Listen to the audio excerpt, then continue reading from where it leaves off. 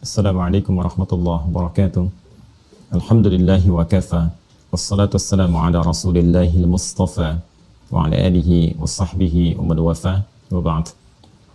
Faya ahbaballahi wa ahbaba rasulihi sallallahu alaihi wasallam, usi nafsi wa iyyakum bitaqwallahi faqad fazal muttaqun fala tamutunna illa wa antum muslimun. Faqala ta'ala ya ayyuhalladzina amanu taqullaha haqqa tuqatih wa la tamutunna illa wa antum muslimun. Saudara-saudariku, alhamdulillah bersyukur pada Allah Subhanahu wa taala kita kembali diberikan kesempatan untuk beraktivitas sesuai dengan ajal yang telah Allah tetapkan kepada kita semua dalam menjalani kehidupan. Semoga seluruh aktivitas yang mengiringi kehidupan kita, baik yang telah, sedang, atau akan kita kerjakan, diridhai, diberkahi, dan dirahmati oleh Allah Subhanahu wa ta'ala. Kita bermohon kepada Allah semoga seluruh hamba-hamba Allah yang berkehidupan sampai detik ini namun belum beriman, dimanapun ia berada, diberikan kekuatan dalam jiwa dan lisan mereka agar mampu bersyahadat sebelum wafat dan kembali kepada Allah Subhanahu wa ta'ala. Semoga para pelaku maksiat, siapapun dari manapun keadaannya, dan boleh jadi kita termasuk di antara mereka, diberikan kekuatan oleh Allah untuk bertaubat, memperbaiki kehidupan menjadi lebih mulia, dan semoga kita wafat dalam keadaan husnul khatimah. Kita akan mencoba melanjutkan pembahasan kita di pertemuan kali ini. Saat ini kita kembali kepada pengajian pokok kita, masih dalam pembahasan pokok yang kedua dalam syariat Islam, yaitu pokok ibadah. Berkenan untuk diingatkan bahwa dalam Islam ada 4 pokok utama yang harus kita maksimalkan, terutama dasar pengetahuannya, sehingga insya Allah bisa lebih baik dalam pengamalan dan penguatan di 4 bagian ini. Yang pertama adalah akidah, pokok dasar keyakinan kita sebagai insan beriman. Yang kedua adalah ibadah, implementasi dari keimanan dan komitmen kita kepada Allah Subhanahu wa ta'ala yang menuhankan dan berkomitmen menyembahnya. Kemudian yang ketiga adalah muamalah, pancaran-pancaran kemuliaan yang dihasilkan dari panduan-panduan ibadah itu. Kemudian yang terakhir adalah akhlak, nilai-nilai kemuliaan yang menyelimuti seluruh perilaku kita dalam menerapkan konteks muamalah berkehidupan. Sekarang kita masih ada pokok yang kedua, dan ini cukup agak panjang pembahasannya, dan kita batasi pada 4 pokok utama yang menyulam nilai-nilai dasar keislaman kita. 4 pokok utama ini menyatu dalam rukun Islam bersama aspek tauhid di syahadatain, yaitu yang pertama salat, kemudian yang kedua zakat, yang ketiga kemudian puasa, dan yang keempat adalah haji mencakup umrah di dalamnya. 4 ini adalah jalan-jalan pokok menuju nilai keislaman sebagai pancaran dari syahadatain kita, asyhadu an la ilaha illallah wa asyhadu anna muhammadar rasulullah. Nanti dari 4 yang pokok ini akan memancar lagi amalan-amalan turunan yang kita sebut dengan sunnah itu. Karena itu kita mendengar dan melihat serta bahkan mengamalkan, mempelajari ada solat-solat yang berhukum sunnah disebut dengan nawafil. Ada rawatib, ya, ada yang mutlak sifatnya, ada yang di siang, ada yang di malam, ada yang di pagi, bahkan ada yang menyertai dengan subuh dengan keutamaan dan hikmah masing-masing. Kemudian juga zakat nanti turunannya ada lagi yang berhukum sunnah. Ada infak misalnya, atau sedekah pada umumnya. Kita juga akan bahas dan jelaskan maksud dan hikmah semua itu, sehingga ketika beramal kita mengetahui dasar keilmuannya dan memotivasi kita untuk beramal dengan tepat dan bersemangat. Pun demikian terkait dengan puasa, seperti kita ketahui ada yang sunnah-sunnah juga.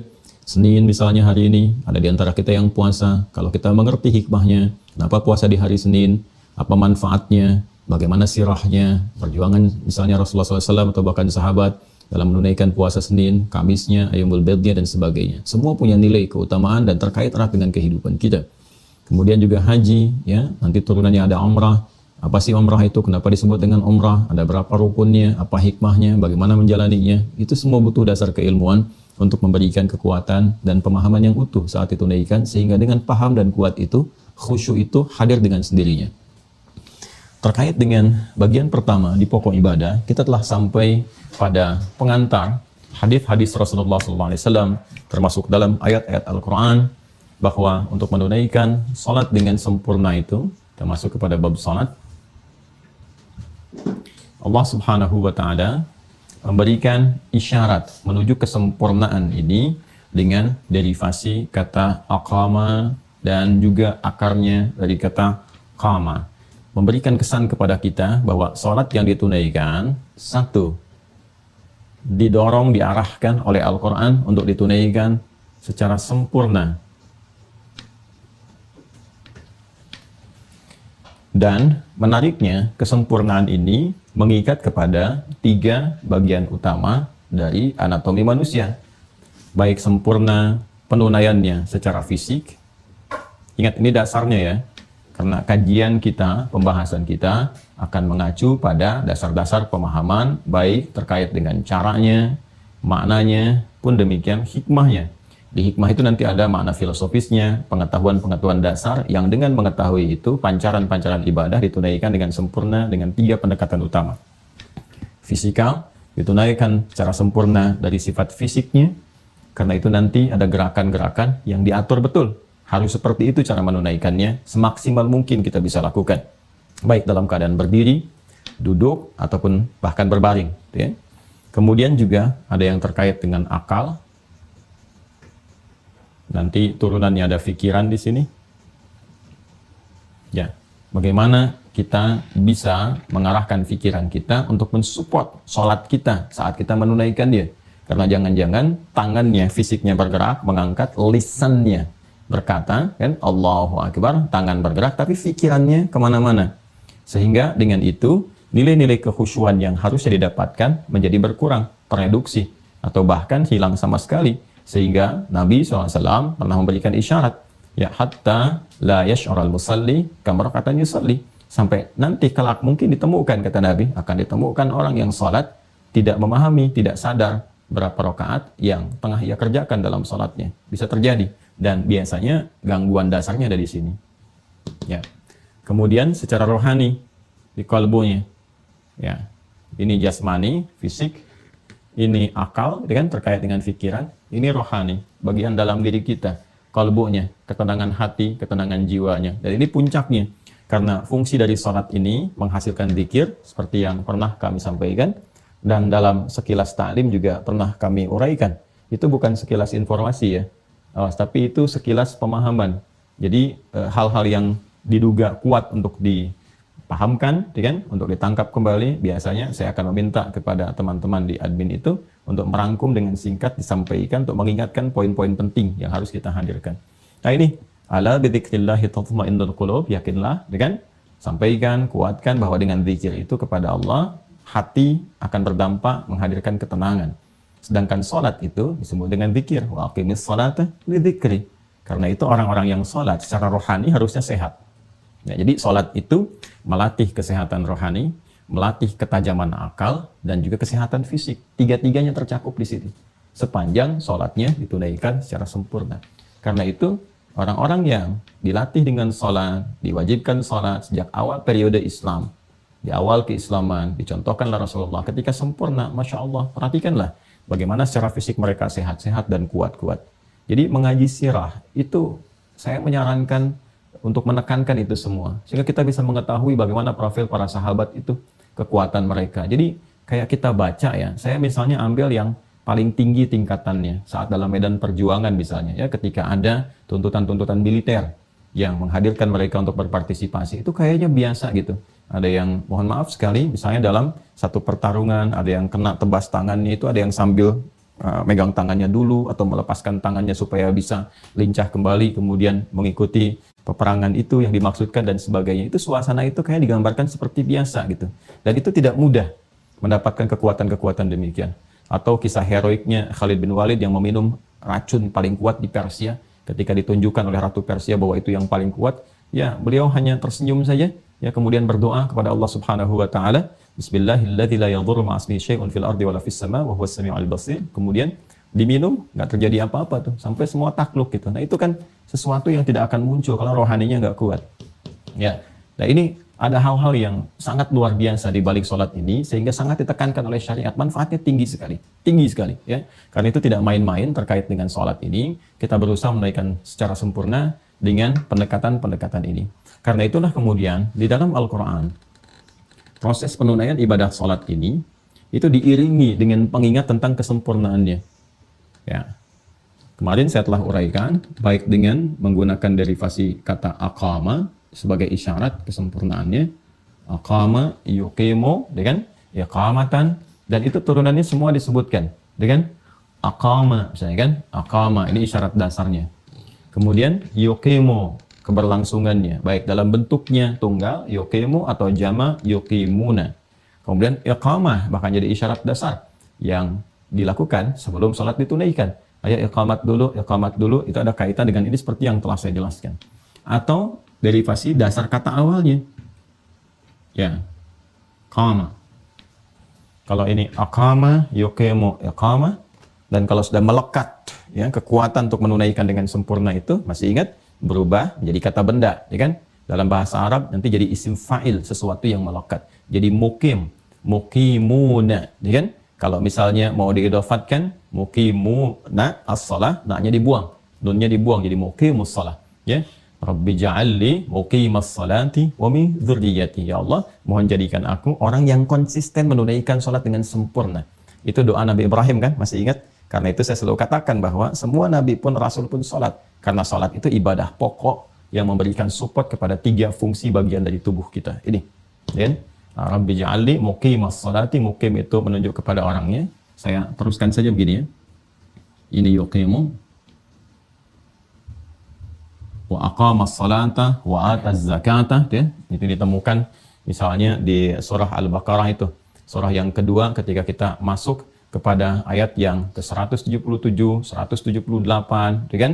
Kita akan temukan ketika Allah berfirman laisal birra an tuwallu wujuhakum qibala al-masyriqi wal maghrib, dan seterusnya sampai menemukan kalimat wa aqamas salata wa ataz zakata, ya, wal mufuna bi ahdihim idza ahadu. Kemudian yuqimu, bahkan dalam bentuk awal perintah untuk menunaikan sholat, isyaratnya disebutkan dengan menggunakan turunan kata ini dengan bentuk jama, yuqimunas sholat, pakai waw dan nun, kan? Bentuk jamanya yuqimunas sholat. Atau bentuk perintahnya aqim, ini juga banyak dalam bentuk tunggal ataupun jama. Aqim, misalnya kalau kita ingin ambil di Quran surah ke-11 Hud ayat 114, aqimis salata tarafayn nahar wa zulafan minal lail, ya kan? Atau kita ingin misalnya Quran surah 17 Al-Isra ayat 178, aqimis salata liduluki syamsi ila ghasaqil lail. Quran surah ke-29 ayat ke-45, utlu ma uhiya ilaika minal kitab wa aqimis salat. Atau jamaknya aqimu, ya, aqimu pertama di Al-Baqarah ayat 43, wa aqimus salata wa atuz zakah warka'u ma'ar raki'in. Kemudian kalau sudah melekat ini jadi muqim, ya, muqim atau jamaknya muqimun, wal muqimunas shalah, kan? Rabbi ja'alli muqimas salati. Ini boleh jadi doa yang sangat bagus sekali. Jadi kalau kita minta mohon kepada Allah, ya, supaya sebelum menunaikan salat itu, salat kita bermanfaat secara fisikal untuk fisik kita, menyehatkan, kan? Kemudian memberikan dorongan pada kekuatan akal, pikiran, meningkatkan kecerdasan, ya. Ini sudah dipraktekkan, ya. Ini nggak sembarangan, ada risetnya. Nanti kalau sudah masuk sirah, kita akan bicara, kita akan jelaskan bagaimana tipikal pendidikan di orang tua terdahulu yang menyuppotkan anak-anak mereka itu untuk ke masjid lebih awal. Di masjid itu luar biasa, dan sholatnya itu, makanya Nabi membiarkan anak cucunya itu, ya, di sekitaran Nabi ketika menunaikan sholat itu, karena ada support kepada nilai-nilai ini. Ada rahasia di dalamnya. Kemudian secara rohani juga demikian. Maka boleh kita keluarkan doa yang dibacakan Nabi Ibrahim alaihissalam, ya, untuk bisa memohon kepada Allah dengan kesempurnaan penunaian ini. Rabbi ja'alli, kan? Atau Rabbi ja'alli boleh kalau doa, untuk jadi doa, ya. Ya. Mau ke sini boleh pakai nun, boleh langsung pakai hamzahnya Rabbi ja'alli, atau Rabbi ja'alli boleh. Ya, kalau ini kan untuk doa sifatnya. Ya, muqimas salati.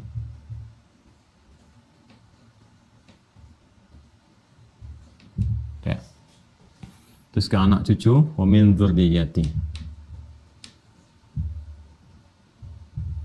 Ya.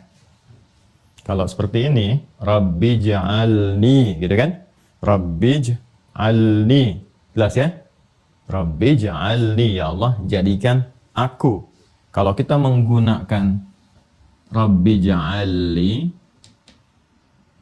ya, ali ke sini. Nah, jadikan untukku, gitu kan? Jelas ya? Jadikan untukku. Rabbi ja'alni, gitu kan? Jadikan aku Kalau ke sini, Rabbi ja'al li, jadikan untukku. Jelas ya? Nah, kalau yang ini kita minta kita menunaikan sholatnya dengan sempurna. Kalau yang bawah, jadikan kesempurnaan sholat itu melekat pada diriku. Ya, indah sekali bahasa Arab itu. Jelas ya? Nah, jadi setelah kita tahu ini, turunkan ini, nanti dicek-cek lagi ya ayatnya ya, yang tadi saya sampaikan terkait dengan ini. Yang ini semua hakim dan seterusnya ya, dicek apa yang saya sampaikan tadi supaya ada turunan-turunan.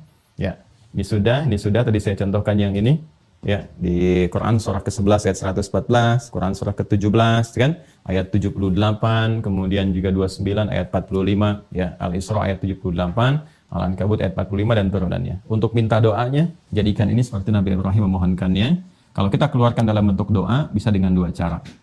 Ini, memohon kesempurnaan untuk diri kita, atau menjadikan kesempurnaan melekat pada diri kita dan keturunan kita. Jelas ya? Ini doanya nih. Di Quran itu lengkap sekali. Lengkap, Masya Allah. Dijelaskan, diberikan doa. Nanti setelah paham ini, baru kita masuk ke tahap pelaksanaannya. Kalau kita ingin mengeksekusi ini semua, maka derivasi katanya berubah nanti, berpindah diksinya ke sini, ke kata koma dan turunannya. Saya ulang ya, kalau bicara isyarat ke sini, isyarat penguatan, karena manfaat sholat itu banyak terkait dengan fisik, akal, termasuk rohani, baik dunia, alam kubur, ataupun juga sampai ke akhirat. Saya sudah pernah jelaskan, di dunia 5 manfaat, di alam kubur kita terjaga, di akhirat sebagai amal pertama yang ditimbang, yang menentukan kualitas amal yang lainnya, seperti pernah diuraikan. Ini semua tunaikan dengan baik, konsisten menunaikannya. Perhatikan cara memahaminya. Tunaikan dengan sempurna, aqamah turunannya. Konsisten dalam menunaikan kesempurnaan itu, berlangsung terus-menerus, yokemona. Diperintahkan untuk mengingatkan kepada kita saking pentingnya kesempurnaan ini. Kalau sudah konsisten, lekatkan itu pada diri kita. Minimal support dulu dengan doa, supaya kita bisa memiliki kekuatan yang Allah berikan untuk bisa menunaikannya dengan baik. Kalau ini sudah terasa hadir motivasinya, jadi misal setelah diuraikan ini, kita memiliki dorongan kuat. Saya pengen sempurna, saya pengen seperti orang-orang dulu yang sholatnya bagus sehingga menguatkan fisik. Yang kemudian apalagi menjadikan akal pikirannya tajam, nalarnya kuat, pintar gitu kan. Nah kemudian apalagi rohaninya juga bagus, ada ketenangan, kedamaian, kemuliaan akhlak dan sebagainya. Ya ini yang menjadikan mereka unggul di masa-masa lalu. Yang paling dahsyat, saya singkat saja untuk mengingatkan kembali ya. Ini yang menjadikan rahasia di setiap awal masa-masa keemasan itu, sholat jadi prioritas. Dan ini yang dimaksudkan rahasia Nabi menyampaikan untuk orang tua menekankan sholat sejak anak usia 7 tahun dan memberikan pelajaran untuk penguatan itu sejak usia 10 tahun sampai nanti dekat-dekat ke masa balik. Ya, apa rahasianya? Ke sini. Supaya anak itu tumbuh menjadi anak-anak yang kuat fisiknya, yang nalarnya kuat, pintar, kan? Kemudian juga memiliki kekuatan rohani yang sangat luar biasa. Kalau benar, ya, ini ditunaikan secara sempurna. Ketika ini akan ditunaikan, dilaksanakan, maka pelaksanaannya secara teknis memindahkan diksinya dari kata aqama ke sini, qama. Dan menariknya, memberikan isyarat kepada kita keterkaitan dengan ini semua. Kalau Anda ingin menunaikannya dengan sempurna dan siap akan melaksanakannya, mengeksekusinya, maka lakukan langkahnya sebagai berikut. Indah sekali di Quran tuh. Stepnya itu jelas gitu, kelihatan. Nah ini nggak mungkin rekayasa manusia, nggak mungkin dibuat-buat Nabi. Kalau bukan petunjuk Allah ini mustahil bisa begini.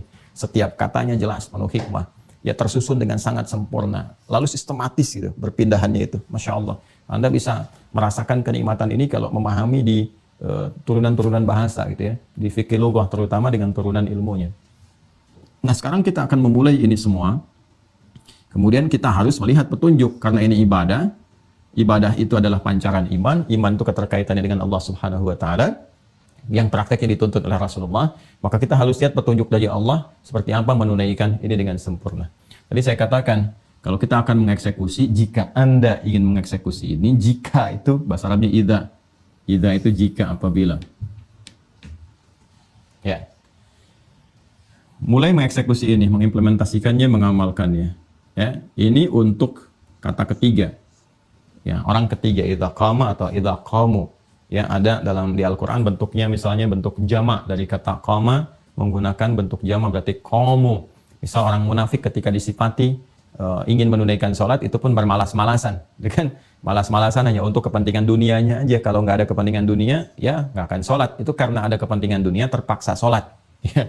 Misalnya untuk mencitrakan sesuatu, ada keinginan sesuatu yang ingin diketahui masyarakat, maka mulai mengenakan perangkat-perangkat seperti orang akan hendak sholat, pakai peci, pakai macam-macam, pakai mukena, hanya untuk mencitrakan saja dan sebagainya. Itu ada sifatnya di Quran surah keempat An-Nisa ayat 142. Innal munafiqina yukhadi'una Allah wa huwa khadi'uhum wa idza qamu, idza tuh pakai idza. Wa idza qamu ila sholati qamu kusala. Dan mereka pun bila kelihatannya seperti hendak menyempurnakan sholat, ya saking hendak sempurnanya pakaiannya disesuaikan gitu kan. Nah padahal itu cuma malas-malasan aja karena ada tuntutan-tuntutan duniawi yang sesungguhnya mereka ingin kejar.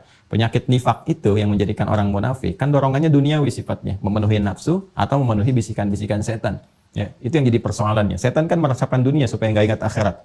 Kan lawan akhirat itu kan dunia. Walal akhiratu khairul laka minal ula, gitu kan? Nah itu lawannya. Jadi diresapkan ke situ kepentingan dunia. Ingat ya, kalau Al-Quran tidak langsung memberikan nama, tempat kejadian kapan dan seterusnya, maka rumus tafsirnya adalah kejadian dimaksud akan nampak di setiap masa dengan cara pengemasan yang berbeda-beda. Tokohnya pun bisa berbeda, tapi intinya sama. Menjadikan sholat itu sebagai dari kamuflase kehidupan untuk mendapatkan citra-citra dunia atau kepentingan materi tertentu. Anda akan dapatkan. Ya, kalau sudah begitu kita bisa lihat saja dalam kehidupan. Ya, musim-musim kampanye misalnya, nanti Anda akan melihat apakah benar orang sholat atau cuma sholat-sholatan, ya, dan seterusnya. Musim-musim untuk mendapatkan ya promosi ataupun harta benda tertentu. Oh ini proyeknya dari orang soleh nih, harus kita kelihatan sholat juga, Jumatan aja sekalian supaya kelihatan juga kita pun sholat dan sebagainya. Nah ini ya, ada dosen nih bagus, dosennya senang kalau mahasiswanya itu senang ke masjid. Makanya cepat datang ke masjid supaya dosen juga ngelihat. Nah itu ya penyakit-penyakit yang menyertai. Saya ingin tunjukkan maksud saya, penerapan yang harus digunakan pada yang tepat, tapi masih dikamuflasikan juga. Itulah strategi setan itu luar biasa. Luar biasanya pada keburukan, tak layak kita puji. Ya seharusnya kita hindari dengan kuat. Wa idza qamu, ini turunannya dalam bentuk yang negatif dan sifatnya jamak. Secara singkat, kalau ini ingin dieksekusi, maka gunakan kata idza. Kemudian kalau kita ingin beralih pada kata ganti yang kedua, ya Anda, kemudian kalian, ya Anda, kalian. Maka kita gunakan di sini seperti pernah saya sampaikan, tambahkan ta. Ya? Ingat ya, disingkat dari anta, ya kan? Anta. Jadi an-nya dibuang, tinggalkan ta-nya di sini. Kalau kita ingin jadikan bentuk jamak kalian, ini Anda, kamu, gitu kan? Saya lebih senang menggunakan mungkin Anda ya, lebih agak sopan, lebih netral. Ta untuk laki-laki. Ya, I untuk perempuan. Jelas ya? Saya berikan rumus cepat. Pokoknya kalau ada a umumnya untuk laki-laki. Kalau I umumnya untuk perempuan. Ya, jadi perubahan apapun, sekalipun taknya berubah menjadi k misalnya, tetap k ataupun i jadi ki. Jelas ya? Kalau kita akan jamakkan bentuk jamak, rubah ini taknya ke dalam bentuk tum.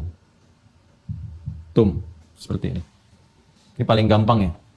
Ini ta, harakat fathah untuk laki-laki ta, ini ti, kata ganti kedua, Anda, kan? Kalau kita ingin jamakkan jadi kalian, ya, ganti jadi tum. Kalau sudah tum, ini netral sifatnya, bisa mencakup laki-laki dan perempuan. Kalau belum digenderkan, ingat ya, kalau belum dikhususkan pada golongan laki-laki atau perempuan, kalau sudah pakai tum, ini kan asal. Ya, bentuk mudzakkar itu sifatnya asal, maka mencakup laki-laki dan perempuan. Kecuali kalau ada spesifik misalnya menyentuh persoalan gender, ya terkait misalnya dengan pembagian waris, kan spesifik, laki-laki dapat sekian, perempuan sekian misalnya, ya maka nanti biasanya akan dipecah seperti ini. Ada tum dan tunna.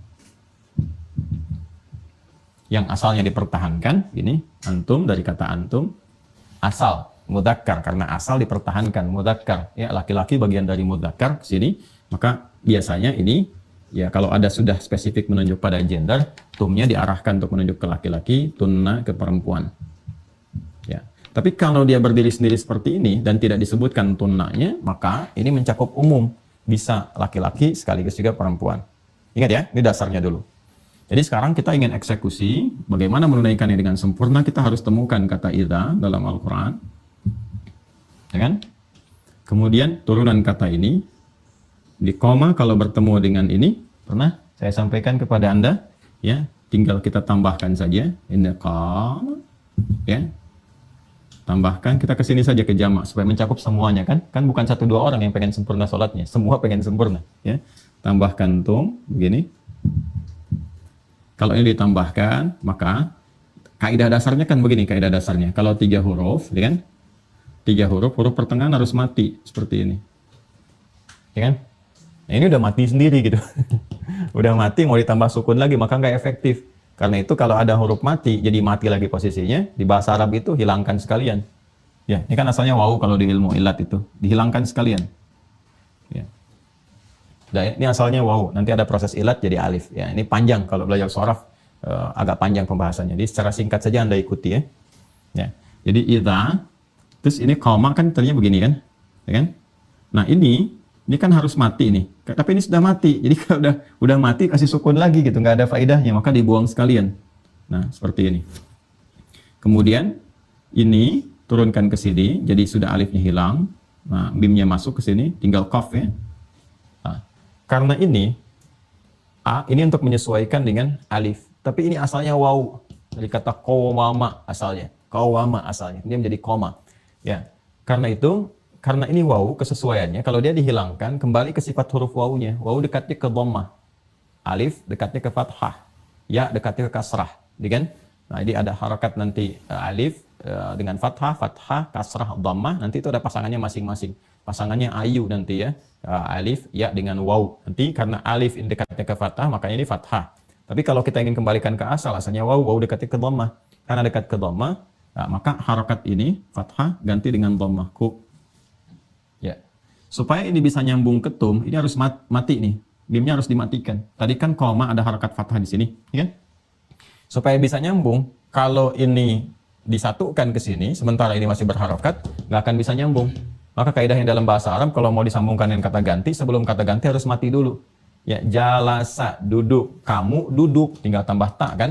Sebelum tak harus mati. Kalau nggak bisa nyambung. Jalas tak. Aturannya begitu, ya. Kamu duduk, makan akala, kamu makan, matikan huruf sebelum taknya, akal, tak, ya kan? Ya, di seperti ini misalnya, jalansa, duduk nih. Kita ingin masukkan ini, kamu duduk, tinggal tambah tak kan di ujungnya, tak kan? Nah, supaya nyambung ke sini nggak bisa kita bilang jalasa tak, nggak, harus matikan. Ini kaidah ya. Kalau kaidah kan diikuti sesuai dengan dasar bahasanya. Matikan yang ini supaya bisa nyambung jalas tak. Ini pun sama, ini harus mati supaya bisa nyambung. Jadi yang ini pakai harakat dhammah, yang ini matikan. Kum, baru ketemu tum. Nah. Jadi kalau kita ingin katakan, ingin mengeksekusi ini, maka kita harus temukan kata idza, ya kan? Kemudian tum. Jelas ya? Jika kamu yang benar-benar ingin menyempurnakan, nah kalian benar-benar, kalian tumnya kalian. Jadi kita terjemahkannya jika, idza, apabila, tum kalian, kum ingin menyempurnakan dengan sempurna, ya setelah melihat penjelasan ini kalian ingin mengeksekusi, menunaikan dengan sempurna sholat itu. Kalau sholat berarti kita tambahkan ila shalah. Ya, kalimatnya ila shalah. Ila shalah. Kan persiapan tuh menuju kan, makanya disebutkan ilanya. Ya. Perhatikan, ketika menyebutkan turunan ini langsung ke sholah nggak pakai ilah. Wa yuqimunas sholah, wa aqimus sholah, aqimis sholah. Ini turunan kata ini nggak pakai ilah. Tapi kalau kita ingin eksekusi, kan kita menuju persiapan kesempurnaan itu. Makanya disampaikan huruf ilah, harful ghayah. Ya. Ini menunjukkan pada tujuan kita, ghayah, tujuan kita.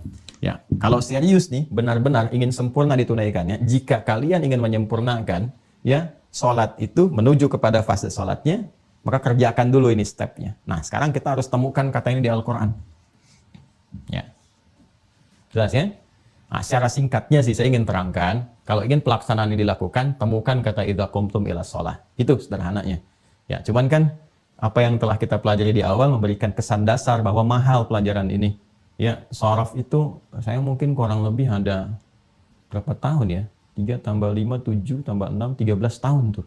13 tahun. Ya, jadi dapat ini 13 tahun, sayang kan kalau nggak dibagi. Ada pahala untuk guru-gurunya. Ya, jadi pembelajaran ini ya, secara singkat kita harus cari kata idza qumtum ila shalah. Jadi persiapan menuju kesempurnaan salat. Apa yang harus dilakukan? Langsung saja, ya. Dilihat, saya ingin menunjukkan keindahan bahasa Al-Quran, mengorelasikan setiap pembahasan, nggak ada celahnya sama sekali. Salat, ini kan bagian dari ibadah, pokok yang pertama. Ibadah bisa tertunaikan sebagai implementasi dari iman, ya kan? Ini yang menjadikan Islam itu bisa tampak, ya, bangunannya. Muslim harus tunduk patuh pada ketentuannya. Seorang disebut Muslim, masuk Islam, kalau beriman, bersyahadat dulu, syahadatain, lalu dibuktikan komitmen imannya lewat ibadah. Di sini ada sholat. Ya. Jadi ketika sholat menjadi bagian pancaran pertama dari ibadah, ini menunjukkan pancaran dari keimanannya. Karena itu menariknya nanti dalam Al-Quran, jenis-jenis sholat itu ketika akan ditunaikan, itu selalu disebutkan dulu panggilan imannya untuk memberikan kesan bahwa ini nggak lepas dari iman. Hanya orang beriman yang sholat, kan? Yang mau sholat dengan sempurna. Nah, jadi kalau kita nanti baca, seperti yang pernah saya sampaikan, bahkan langsung kadang sholat disebut dengan iman. Wa ma kana Allahu liyudhi'a imanakum, dan turunan-turunannya. Karena itu menariknya, ketika sholat akan ditunaikan, bahkan persiapan menuju kesempurnaan sholat, itu seringkali pengingat imannya disebutkan untuk memberikan penekanan pada dua hal utama. Yang pertama adalah, hey, ya, sholat ini adalah pembuktian kebenaran imanmu kepada Allah. Iman nggak? Betul nggak Muslim yang mukmin? Betul nggak ada iman? Coba tunjukkan lewat sholat. Kalau nggak ditunjukkan, berarti bermasalah imannya, cuman klaim saja. Sekaligus jadi indikator tingkat keimanan kita. Semakin semangat, semakin ingin sempurna, semakin kuat imannya. Karena itu di dalam Al-Quran, panggilan-panggilan keimanan yang melekatkan iman dalam jiwa kita senantiasa disusulkan ibadah untuk menunjukkan dua hal tadi. Pembuktian komitmen keimanan sekaligus indikator tingkat kekuatan atau kelemahan iman kita yang kita miliki. Ya. Nah, panggilannya, kalau sudah seseorang mengaku beriman, nanti disentuh dengan panggilan pokok dasar. Seperti pernah saya terangkan, ya ayyuhalladzina amanu. Nah, pakai dasar nih. Ini yang dasar, yang standar. Masih ingat uraian saya dulu? Ya, tolong yang baru bergabung dicek yang sebelumnya ya. Kalau sudah menunjukkan kepada konsistensi atau keberlangsungan, kontinuitas dulu. Kalau sudah pada kontinuitas, pakai bentuk mudhari, yuqimun. Ya kan? Bentuk jamak kita samakan. Kalau sudah menunjukkan kepada bentuk konsistensi yang melekat, maka menggunakan kata benda, sim fa'il, muqimun. Ya. Tuh ini. Ingat ya? Ini yuqimun ke salatnya, muqimun ke penunaiannya. Kalau turunan amanu jadi yu'minun, yu'minun. Yang ini jadi mu'minun. Ini konsistensi. Ini ke sini arahnya. Jadi saat akan dipanggil penunaian salat, kalau menggunakan kata standar, itu sebetulnya panggilan yang sifatnya menyentuh sekali. Ya, seakan-akan ingin memberikan kesan kalau dipanggil ya ayyuhalladzina amanu, belum pakai yu'minun ya, apalagi mu'minun. Ya, kalau masih pakai yang ini, itu akan memberikan kesan. Ya, coba cek deh iman kamu, standarnya masih ada nggak? Jadi kalau ada orang dipanggil dengan ini dan tidak menunaikan ibadahnya, ya, tidak menunaikan ibadahnya, berarti di level standar pun nggak nyampe keimanannya. Ya, puasa kan pakai panggilan iman ya ayyuhalladzina amanu, ya kan? Ini menarik sekali. Nah, karena itu yang paling dahsyat kalau ngajinya ditambah lagi, ngajinya tambah lagi. Ini ya, ya-nya misalnya disebutkan 360 kali dalam Al-Quran. Ayyuha disebutkan 150 kali. Alladzina disebutkan 1080 kali. Ini buat manggil yang dekat, menengah, atau jauh. Ini ayyunya munada, buat taukid. Ini kalau kita ngajinya mau ditajamkan lagi, haknya tanbih, pengingat. Ini isim mausul mencakup keseluruhan. Ya, tanpa meninggalkan celah atau bagian dari siapapun dengan mencakup semua statusnya secara komprehensif, holistik sifatnya. Yuk, kalau kita mau bacakan di keseluruhan, ya ayyuhalladzina amanu.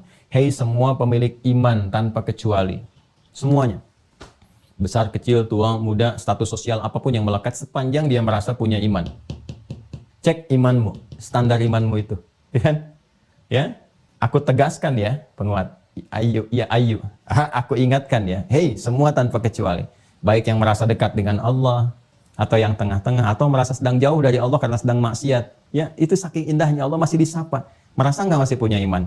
Walaupun Anda merasakan saya nggak sempurna, saya melakukan keburukan, berbuat maksiat ini, tapi Anda mengaku Muslim nggak kata Allah? Kalau masih mengaku Muslim, Kalau masih mengaku beriman, kerjakan nih ibadah ini. Ibadah ini akan menjadikan yang jauh jadi menjadi mendekat, atau minimal pada tengah-tengah. Yang semakin dekat semakin lekat lagi. Dipanggil. Ini menunjukkan bahwa semua ibadah itu disebutkan korelasinya, terkorelasikan dengan sumber imannya. Nggak ada yang lepas. Nah, karena ini prinsip dasar, apalagi kalau mau kemudian diarahkan pada kesempurnaan. Jadi ini harus muncul di awal ini untuk menunjukkan bahwa ada keterkaitan antara penunaian sholat secara sempurna dengan keimanan kita. Bahwa betul menunaikan kesempurnaan sholat itu bagian dari keimanan. Ya, jadi kalau ada orang yang asal-asalan sholatnya, ini menunjukkan imannya pun kurang sempurna. Jelas ya? Baik, yuk kita temukan kata ya ayyuhalladzina amanu, kemudian ini ingin sempurna, idza qumtum ilas shalah. Ya secara cepatnya lah kita dapati di Quran surah ke-5 ayat yang ke-6. Al-Maidah ayat 6. Pelan-pelan ya, karena ini kan kita ngaji terkurikulum. Kalau ngajinya lepas, saya tinggal sampaikan saja pada Anda. Buka Quran surah 5 ayat 6. Di sini kita memulai, selesai. Ya, tapi kita ingin terangkan lebih jauh bahwa jika seseorang ingin memulai sholatnya dengan sempurna, bukan sholat yang asal-asalan, bukan sholat yang biasa, tapi ingin mencoba menunaikan secara sempurna, sesuai isyarat Al-Quran, demi mendapatkan manfaat-manfaat bagi fisiknya, akal fikirannya, juga rohaninya. Ini sekaligus juga membuktikan kebenaran imannya. Ya, jadi orang-orang yang benar imannya, maka dia akan terdorong untuk menyempurnakan sholatnya. Maka Allah panggil kita di Quran surah ke-5 ayat ke-6. Ingat, ayat ini untuk kita ya. Allah sedang berbicara kepada kita, menyampaikan kepada kita lewat firman-Nya. Dan dibacakan lewat lisan kita sehingga langsung terasa pada jiwa kita. Itulah keindahan Al-Quran.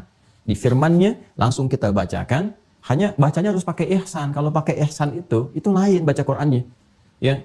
Makanya secara bahasa pun, secara pembacaan pun kan ada tahsin, memperbaiki bacaan. Nah, memperbaiki rohaninya pakai ihsan. Merasakan bahwa ketika membaca itu, ayat itu untuk kita. Allah sedang mengkhitab kita.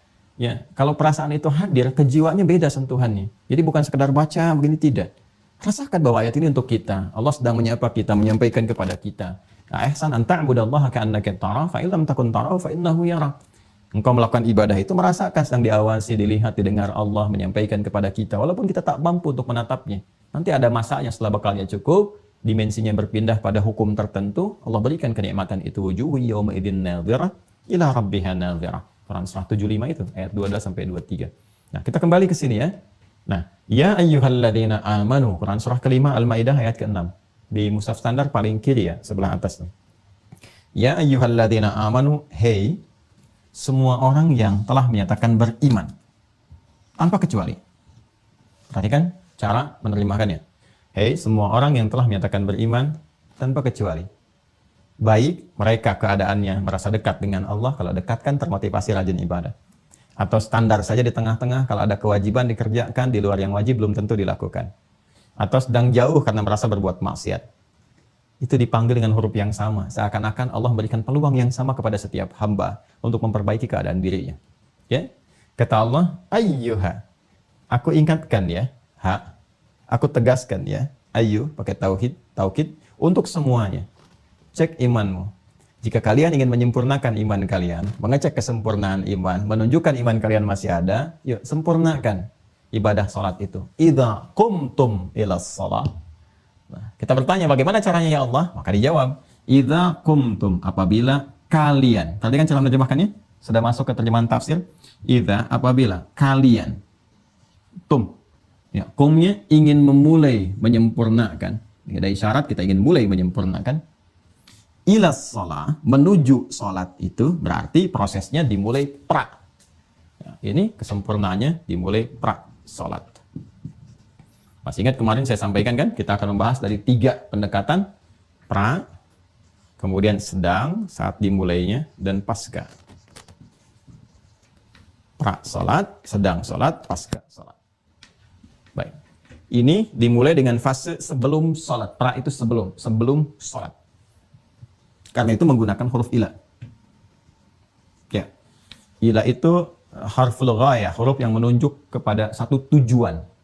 Ya, minal bidayah ilan nihayah, dari awal kepada ujungnya. Jadi kita ini diantarkan pada ibadah awal yang mengiringi proses pelaksanaan sholat ke sini. Maka dimulainya dari sini. Jadi bukan termasuk bagian dari proses penunaiannya, proses yang ditunaikan disebut dengan rukun, ya. Tapi mengikat menjadi syarat penunaiannya, ya itu disebut syarat nanti. Jadi ada rukun, ada syarat. Ya kalau rukun itu bagian yang masuk dalam proses sholat dihitung mulai berlaku proses sholatnya dari awal sampai akhir. Nanti ada 13 saat masuk baru kita kaji itu, ya. Nah, tapi kemudian ada yang menentukan kesempurnaan sholatnya, walaupun tidak menjadi bagian langsung dari proses penunaian sholatnya. Itu syarat namanya. Di syarat itu menentukan ya sah tidaknya satu perbuatan, walaupun tidak menjadi bagian langsung dari perbuatan itu. Terkait dengan sholat ini Allah sampaikan, kalau kalian ingin sempurna, tunaikan dulu di awalnya, sebelum menunaikan sholat. Dia akan berpengaruh kepada sah tidaknya sholat. Jadi kalau nggak ditunaikan amalan ini, sholatnya tidak sah, walaupun rukunnya benar. Jelas ya? Sangat menentukan. Idza qumtum ila shalah, apabila kamu ingin menunaikan secara sempurna, ya, fase menuju salat itu, maka dimulai dengan apa? Faghsilu wujuhakum wa aydiyakum ilal marafiq wamsahu bi ru'usikum wa arjulakum ilal ka'bayn. Baik, dan seterusnya ayat. Proses ini nanti disebut oleh Rasulullah SAW dengan nama proses wudu. Wudu. Ini dia. Maka mulailah dengan membasuh wajahmu, faghsilu wujuhakum wa aydiyakum ilal marafiq, tangan sampai dengan ke siku. Wamsahu bi ru'usikum, usaplah kepala kalian, wa arjulakum ilal ka'bayn, kemudian kaki sampai dua mata kakinya, itu kan? Itu yang pokok-pokoknya kata Al-Qur'an. Terus sampai ma yuridullahu liyaj'ala 'alaikum min haraj walakin yuridu liyutahhirakum wa liyutimma ni'matahu 'alaikum la'allakum tashkurun, sampai ke ujung ayatnya, kan? Ini proses semua ini pas fase menuju kesempurnaan salat sebelum ditunaikan harus mengerjakan ini dulu. Jadi kalau ini nggak dikerjakan nggak sempurna salatnya. Kan pengen sempurna. Indah ya kaitannya. Jadi Masya Allah jelas sekali. Kalau kamu ingin mulai sempurna, sempurnakan lu yang ini. Kalaupun kamu benar dari takbir sampai dengan salam, kan kemarin sholat definisinya dibuka dengan takbir, diakhiri dengan salam. Benar takbir salamnya, sampai nangis-nangis bacanya. Cuma ternyata nggak wudhu, nggak sah. Nggak sempurna tetap, karena fase kesempurnaan dibuka. Idza qumtum, diikat dengan idza. Jadi ini proses membasuh wajah tadi sampai dengan akhir menentukan kesempurnaan sholat di fase awal. Nah, proses membasuh dari wajah sampai tadi, kaki sampai kedua mata kaki, itu disebut ibadahnya Rasulullah SAW dengan nama wudhu. Jelas? Belum, kan belum saya uraikan apa itu wudhu. Ya, saya baru terangkan sampai sini dulu, sampai paham dulu ya. Nah, baru di sini muncul kemudian hukum ditetapkan karena ini mengikat kesempurnaan, dicek oleh para ulama semua tuh ayat-ayat terkait dengan ini. Ya, maka masuk dalam kategori syarat. Masih ingat kan syarat beda dengan rukun? Kalau rukun bagian dari perbuatannya menentukan benar tidaknya perbuatan. Satu rukunnya hilang tidak sah. Kalau syarat bukan termasuk bagian intinya tapi menentukan ya kebaikan atau kebenaran sah ibadah yang dilakukan. Maka wudu mengikat syarat kesempurnaan sholat.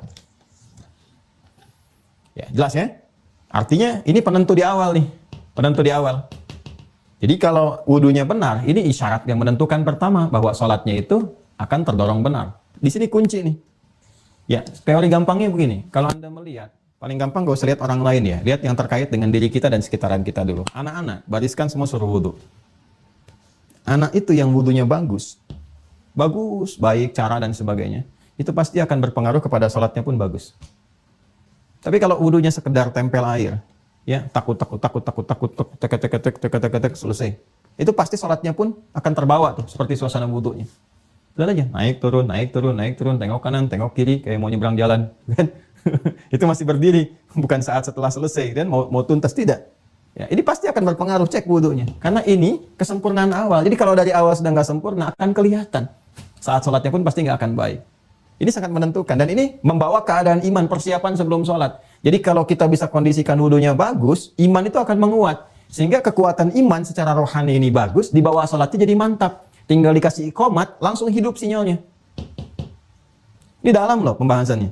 Jadi kalau wudunya benar ini, prosesnya, ada proses pengondisian iman pertama sebelum sholat, itu tinggal dikasih iqomat, tersentuh jiwa, itu udah siap-siap. Jadi begitu takbir itu betul-betul terkoneksi. Tapi kalau wudunya nggak benar, imannya nggak aktif nih, cuma nempel aja, sinyalnya redup. Makanya ketika dibawa sholat pun pikiran masih kemana-mana, kehusuan belum dapat. Ini kuncinya ada di sini. Karena itu kita harus pelajari betul ini. Ya, kita harus pelajari betul. Dari sudut pandang apa? Satu, makna. Harus tahu dulu apa sih itu wudu. Kenapa disebut wudu? Cara, baik terkait dengan perbuatan ataupun bacaan. Ya, perbuatan. Ada gerakan-gerakan kah atau apa yang dikerjakan ataupun bacaan. Kemudian hikmah. Ya, dengan hikmah ini kita bisa mengetahui korelasi antara perbuatan ini, amalan ini, wudu, dengan ini, dengan iman. Dan akan dibawa kepada pengantar sholat yang ditunaikan secara baik. 3 pendekatan ini harus kita lakukan. Bermasalah wudunya, bermasalah sholatnya. Masih ingat ketika saya sampaikan kisah Khalad bin Rafi Az-Zuraiqi yang dasarnya ada di Sahih Al-Bukhari, ya, nomor hadis 757, juga di hadis Muslim nomor hadis 397. Saya sebutkan karena kemarin sudah kita cek kan, ya, dari sahabat Abu Hurairah. Kan versi lengkapnya ketika Khalad ini diminta mengulang sholatnya, kemudian meminta kepada Rasulullah untuk mengajarkan sholat yang benar. Apa kalimat nabinya? Idza qumta, tuh, idza pakai idza. Idza qumta, jika engkau ingin memulai menyempurnakan sholatmu, ya kan? Fa'asbiril wudu, yang disebutkan wudunya dulu. Sempurnakan dulu wudumu. Fambastaqbilil qiblah, baru menghadap ke arah kiblat, baru dimulai sholat. Jadi ini fase awal. Jadi kalau sudah wudunya tidak tepat, maka sholatnya pun diduga tidak akan benar. Hanya formalitas saja untuk menggugurkan kewajiban. Itu masalahnya. Nah, sekarang kita akan masuk ke sini. Apa itu wudu? Kan? Kemudian bagaimana cara mengerjakannya? Apa hikmahnya? Sampai di titik ini dari awal pembahasan. Bisa dipahami ya? Baik, alhamdulillah. Kalau belum jelas, putar lagi videonya dari awal sampai paham. Ya. Nah, kan Ustadz bisa dijelaskan lagi yang itu. Nah, sekarang kan teknologinya udah bagus. Maka saya jawab, putar lagi video sebelumnya. Nanti setelah selesai, menit keberapa. Sampai nanti kalau saya tanya, Anda bisa jawab. Seperti keterangan Ustadz di video Mira edisi sekian, menit kesekian, posisi tulisan papan tulis paling kiri sebelah atas yang belum dihapus. Gitu ya. Baik, yuk kita mulai. Bismillah. Wudu, apa itu wudu? Seperti biasa, Islam itu lengkap, tidak memulai sesuatu tanpa mendefinisikan dengan jelas sehingga batasannya terukur. Wudu secara bahasa. Silakan buka di mu'jam apapun. Ya, mu'jam itu kalau sudah mu'jam berarti tinggi tingkatnya. Ada kamus, ada mu'jam. Ya, referensi-referensi untuk menunjukkan kepada kita tentang asal usul makna sesuatu dalam bahasa Arab. Lisanul Arab kita punya. Dan Lisanul Arab itu menggabungkan 7 sampai 9 kamus. Mukhtarus Sihah itu karangan Ar-Razi, bagus juga. Lisanul Arab karya Ibnu Mandur. Mukhtarus Sihah itu karya Ar-Razi. Dan ada Al-Misbahul Munir karya Al-Fayyumi, itu standar. Kalau udah dapat itu bagus. Ya, kalau ada kaitan sama fikih mungkin Al-Misbahul Munir itu bisa langsung. Ya, itu yang standar 1 jilid tapi bagus sekali sih. Yang lainnya banyak nanti bisa Anda dapatkan juga. Ya, yuk sini ya. Al-wudu. Tentu kalau kita ingin gali secara tinjauan fikih, maka kebahasannya dari kata tawaddu'a, ya tawaddu'. Tawaddu'a, ya tawaddu'. Ya tawaddu'. Sudah? Karena wudu ini nama bagi sebuah ibadah yang ditetapkan oleh syariat.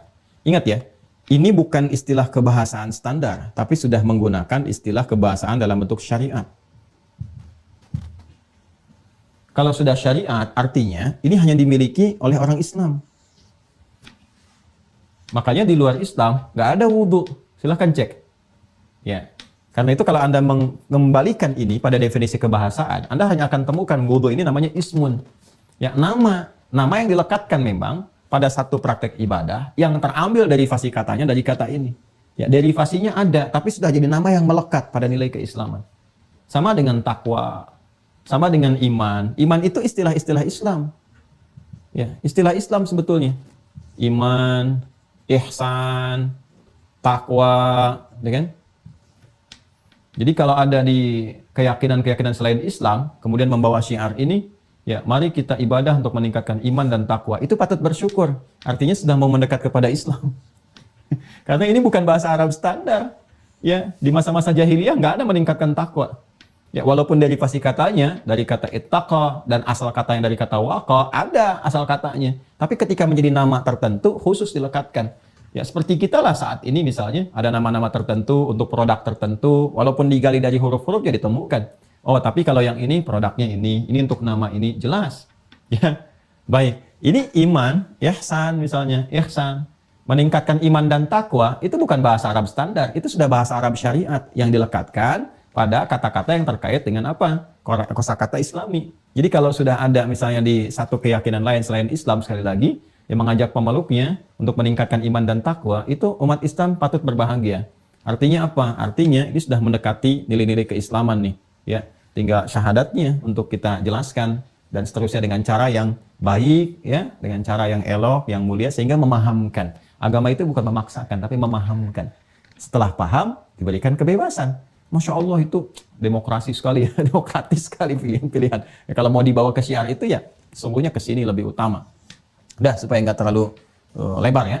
Jadi nama khusus satu praktek yang katanya nanti terambil dari turunan kata ini. Ya. Tawadda'a yatawadda'u. Jadi nanti ada wudu, ada wudu. Ya, wudu itu untuk airnya, ma yutawadda'u bihi, ya kan? Wudu itu prakteknya. Kata ini berasal dari kata tawadda'a, yatawadda'u. Sudah? Asal kata ini asal dari awalnya ini kan dapat tambahan. Ya, wazannya kan tafa'ala yatafa'alu. Kalau kita ngaji ilmu sharaf, ya kan? Jadi kata tafa'ala yatafa'alu, tawadda'a yatawadda'u. Nih. Ini dapat tambahan ta dengan tasydid. Karena akar kata dalam bahasa Arab yang paling dasar itu, yang paling dasar umumnya itu ada 3. Makanya dibuat formulasi namanya fa'ala untuk menunjukkan bahwa ini akar kata yang dasar. Ada fa'ala yaf'ilu, fa'ala yaf'alu, fa'ala yaf'ulu, itu turunannya, ya. Nggak apa-apa pusing sedikit tapi ikutin aja gitu ya. Nah, ini dasar tuh ini. Jadi kalau sudah mendapatkan ada lebih daripada 3 huruf, ya umumnya itu ada tambahan. Umumnya tambahan, walaupun ada nama-nama khusus. Nama-nama khusus itu yang menggunakan 4 ada, tapi umumnya 3. Jadi kalau sudah pakai ta, udah ciri khas, udah pasti tambahan. Kalau ada tasdidnya udah pasti tambahan. Ya, fa'ala yuf'ilu, ya hassana yuhassinu, tahsin, karrama yukarrimu, takrim. Asalnya dari 3 huruf. Hasuna, karuma. Ini pun asalnya 3 huruf. Ya, cuma nanti dapat tambahan ta dengan tasdid. Nah, jadi ini kalau kita mau turunkan lagi, asal utamanya ya, itu dari kata dha'a. Ini seperti ini. Kan? Dha'a. Ta-nya tambahan. Ini. Tasdidnya tambahan. Tersisa ini waw dengan hamzah. Kalau hamzah kan huruf hidup. Ya, alif ini huruf mati. Ya, alif mati ini di sini. Waw juga mati. Tadi seperti koma, ini kan sebenarnya qawama. Wawnya nggak bisa menerima harakat, ya. Karena ini fathah, harus disesuaikan, ganti jadi alif. Ini pun sama. Dodnya, harakatnya fathah. Waw nggak bisa menyesuaikan, ganti jadi alif. Dha'a. Ini asal katanya. Awas, penting sekali. Saya turunkan dulu. Jadi kalau mau cepatnya begini. Dari sini wudu, kalau ke derivasi kata kerjanya dari tawadda, asal kata ini dari dha. Awas ya. Dan asal ini, alif ini, asalnya waw. Kenapa penting saya turunkan ini? Untuk menunjukkan keterkaitannya. Nah, ini bisa dimunculkan lagi nanti ketika masuk kepada masdar derivasi ketiga. Ya. Jadi wawnya muncul lagi jadi daw. Nih dawun. Ada tanwinnya, dawun. Kalau sudah tanwin ke kata benda. Kalau ini kan kata kerja, dha'a, kan? Kalau yang ini tawadda'a pakai tambah ta, pakai tasdid. Tawadda'a ya tawadda'u. Jadi kalau saya mengatakan ana tawadda', saya mau wudu dulu nih. Tapi asal kata tawadda' ini dasarnya dha'a. Ya, sifatnya dhaw. Kalau mau ditambahkan misalnya pakai hamzah bisa, adha'a bisa, adha'a. Ya, ini pakai hamzah. Ini kan yang pakai ta. Pakai hamzah bisa, adha'a. Yudhi'u. Bisa. Saya ingin tunjukkan gini, dari kata dasar doa ini bisa ditambah 1 pakai hamzah jadi adha'a, bisa. Pakai ta dengan tasdid jadi tawadda'a, bisa. Tapi perhatikan baik-baik, ini yang mahal ilmunya, ini mahal sekali. Harus terbang 24 jam, bolak-balik 42 jam. Itu belum karantina. Kalau tambah karantina bisa sebulan perjalanan. Kalau tambah belajar bisa 4 tahun gitu kan. Ini yang mahal nih. Kaidahnya berbunyi ziyadatul mabna tadullu ala ziyadatil ma'na. Kalau ada kata dasar infinitif mendapatkan penambahan huruf baik di awal, tengah-tengah sisipan seperti tasdid ini, maka ini akan berpengaruh kepada perluasan makna. Bertambahnya huruf berpengaruh pada bertambahnya makna. Perhatikan, doa sendiri asalnya sinar. Sinar. Pelan-pelan, cahaya. Sinar yang memancarkan cahaya. Baik itu sifatnya yang bersifat materi yang terasakan. Ya, kalau sinar kan kalau terlalu terang nggak bisa dilihat. Tapi pancarannya bisa terlihat, pantulan-pantulannya. Ini karena ada cahaya, ada sinar, terlihat benda-benda sekitaran kita. Secara optik memantulkan kepada kita, menunjukkan benda-benda tercitra dalam pandangan kita. Itu kan? Matahari itu kan bukan nggak ada sinarnya, tapi saking terangnya nggak kelihatan. Ya, ya. Jelas ya? Ini. Pelan-pelan. Sudah? Nah, kemudian, di mana kita temukan misalnya saat Allah menyifati matahari yang memiliki cahaya yang bersinar. Jadi bukan memantulkan cahaya, tapi memiliki sinar langsung. Gitu kan? Di Quran surah Yunus, surah 10, ayat yang kelima. Quran surah ke-10, ayat 5. Yang bersifat materi yang terasakan.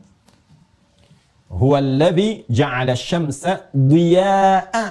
Diya'a. Diya itu, ini dari kata bau asalnya. Nih. Bau'un. Dari kata bau, jadi diya untuk menunjukkan sinar yang kuat, yang terang.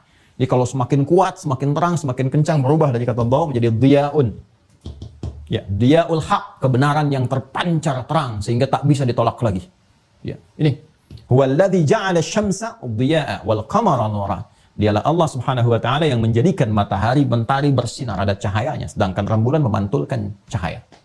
Tuh, cuma di Al-Qur'an tuh, ya ada kalimat matahari bersinar, bulan memantulkan cahaya. Ya kan? Maksud saya yang dimaksudkan di kitab-kitab suci ya, yang langsung menyampaikan, dan itu dibuktikan secara ilmiah. Lihat sini baik-baik. Ini dia. Ini pancaran cahaya yang sifatnya memiliki sinar-sinar yang terang. Bisa juga sifatnya metafor. Metafor, jadi bisa langsung, ya langsung ada cahaya-cahaya gitu kan, kelihatan ini, ya pantulan-pantulannya dicitrakan secara optik. Ada yang sifatnya metafor, kiasan. Ya, maksudnya apa? Maksudnya terlihat kebersihan, aura kebaikannya, kemuliaannya, sehingga seakan-akan ada cahaya, gitu kan, dalam dirinya. Kan Anda pernah sering mengatakan dengan kata-kata metafornya, Masya Allah, wajahnya begitu bercahaya, gitu kan? Nah, yang dimaksudkan bukan mengeluarkan cahaya saat mati lampu kelihatan sinar, tidak. Ya, tapi yang dimaksudkan ada aura-aura positif, aura kebaikan, yang dalam bahasa Arab itu disebut dengan husnun, biasanya, husnul wajhi, husnun. Ya, husnun. Ya, pernah mengungkapkan kan? Masya Allah, beliau tuh wajahnya bercahaya. Atau perilakunya menghadirkan cahaya. Ada aura yang tampak, aura kebaikan. Itu disebut husnun namanya. Ya, husnul wajhi, wajahnya bagus. Ya, bukan hanya secara fisikal, tapi ada nilai-nilai yang kalau kita tatap tuh meneduhkan. Ingat ke akhirat, ingat pada kebaikan. Nah, itu, ya ada cahaya-cahaya yang tampak. Awas, awas, pelan-pelan, pelan-pelan sekali. Ingat ya? Baik, ini baru tinjauan bahasa ya, tinjauan bahasa. Ini kalau menggunakan kata dau dari akarnya nih, adha'a, ya, kemudian dau, dha'a, ya kan? Ini sudah menunjuk pada cahaya. Kemudian adha'a mengandung makna juga husnun. Kalau kita tambah ini dha'a, ya kan? Cahaya. Adha'a bercahaya, memberikan cahaya atau memberikan dampak-dampak kebaikan. Kalau sudah tambah pakai tasdid lagi, nambah lagi sifatnya. Nambah lagi maknanya. Apa kalau sudah pakai ta? Pakai dha, ini ta itu menunjukkan satu kesungguhan dengan usaha untuk mempraktekkan sesuatu. Kemudian tasdid itu menunjukkan sesuatu yang double, ya, tidak mudah dilakukan karena itu butuh keseriusan, kesungguhan, upaya yang berlipat. Nah, jadi kalau sudah pakai ta dengan pakai tasdid, ini artinya ada upaya untuk menjadikan sesuatu ya lebih baik, lebih bercahaya, lebih bagus sehingga tampak ada kebaikan-kebaikan dalam kehidupan. Nah, karena itu menariknya, ketika kemudian ini berubah katanya menjadi tawaddu'a dan namanya khusus disebutkan dalam syariat dengan nama wudu, maka kalau sudah diikat dengan syariat, mesti ada ketentuan. Sebentar ya, mesti ada aturan. Pelan-pelan. Ini kan masih makna umum. Usaha untuk menghadirkan cahaya dalam kehidupan, untuk menjadikan aura-aura kebaikan, hal-hal yang positif. Bagaimana usaha itu dilakukan? Kalau kembali ke ayat Quran surah ke-5, ayat yang ke-6, perhatikan baik-baik. Ya ayyuhalladzina amanu idza qumtum ilas shalah faghsilu wujuhakum. Membasuh secara fisikal kan? Secara fisik itu dilakukan ya kan? Membasuh wajah, tangan sampai siku. Ini yang luar kan? Yang dibasuhnya. Membasuh, menghilangkan aspek-aspek yang di luar, itu disebut membersihkan sesuatu. Dalam bahasa Arab namanya nadhafah. Muncul lagi kata yang baru, an-nadhafah. Awas, kita belum masuk ke cara. Kita baru masuk ke makna, baru di sini nih. Pelan-pelan. Kalau sudah membersihkan bagian yang terluar, ini bagian terluar secara fisikal, nih, secara fisik. Ya, ini kan ada cahaya yang sifatnya fisikal, ya kan? Ada yang ini metafor. Jadi kalau kita ingin memulai membersihkan yang fisiknya supaya keadaannya lebih baik, lebih bercahaya, lebih mulia dan sebagainya, ada aspek fisikalnya, maka membersihkan yang terluar supaya muncul yang baiknya, nadhafah namanya. Ya, maka kebersihan badan, kebersihan pakaian, ini yang luar-luar yang fisikal itu disebut nadhafah. Ya. Awas, hati-hati nih. Jadi kita sudah temukan 3 kata nih. An-nadhafah itu untuk fisiknya. An-nadhafah